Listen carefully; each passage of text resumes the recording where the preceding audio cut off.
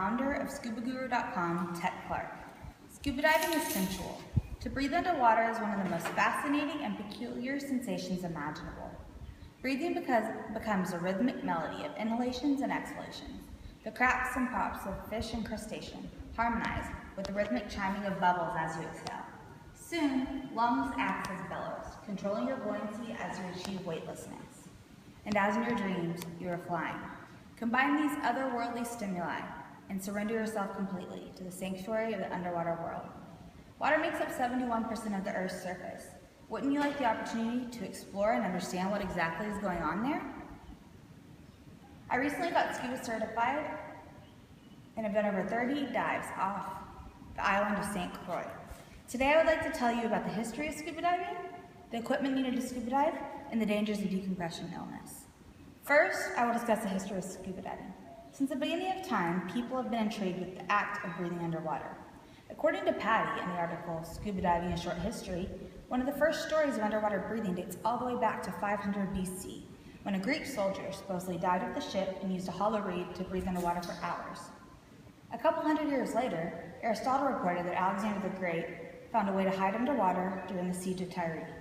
It is believed that Alexander the Great was able to stay underwater by using a barrel as a diving bell. There were many attempts to create a successful rebreathing device, but it wasn't until 1943 that Jacques Cousteau and French engineer Émile Gangin created a rebreathing device that actually worked, known as the aqualung. According to the Encyclopedia Britannica, in 1943, Cousteau and Gangin developed the first fully automatic compressed air aqualung. The aqualung allowed divers to swim freely underwater for extended periods of time. The aqualung was comprised of three main parts: the air cylinders, the regulator, and the harness. Now that you know about the history of scuba diving, let's move on to the equipment needed to scuba dive. According to Patty, the Professional Association of Diving Instructors, scuba diving equipment allows you to visit the underwater world by making it possible to see and move comfortably beneath the surface. Scuba gear helps you change from a land being to somewhat of an aquatic being. First, we will talk about the mask. A mask is one of the most important pieces of equipment because it lets you explore with your eyes. Some of the standard features for the mask are tempered glass lenses, an enclosed nose.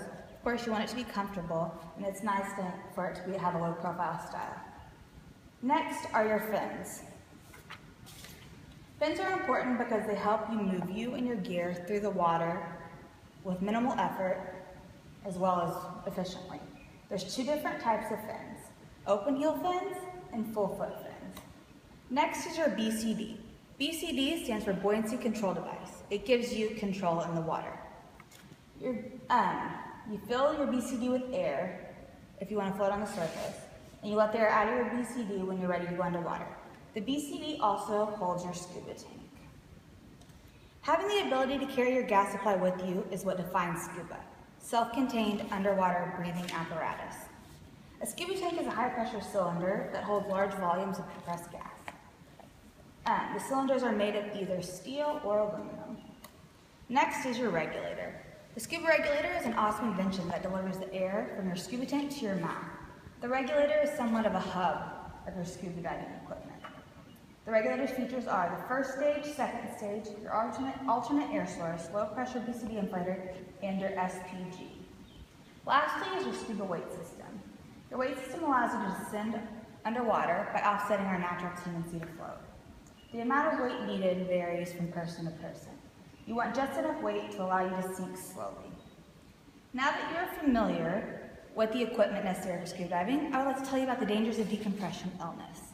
According to Dr. E.D. Thalman, Dan's Assistant Medical Director, decompression illness, or DCI, is a term used to describe illness that results from a reduction of ambient pressure surrounding the body.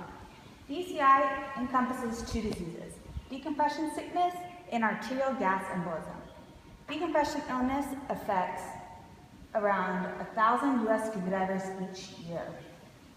Symptoms of decompression sickness are unusual fatigue, skin itch, pain in joints and muscles, dizziness, vertigo, ringing in ears, numbness, tingling, paralysis, and shortness of breath.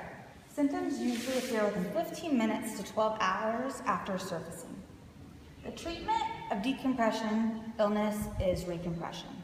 Treatment involves compression in a hyperbaric chamber to a treatment depth of usually 60 feet, as well as breathing high oxygen fraction gases. Scuba diving is an extremely exhilarating sport that is experienced by thousands of people worldwide. It allows you to explore and grants you the ability to breathe underwater. Today I told you about the history of scuba diving, the equipment needed to scuba dive, and the dangers of decompression illness. I hope that one day all of you will have the opportunity to experience this amazing phenomenon known as scuba diving and surrender yourself completely to the underwater world.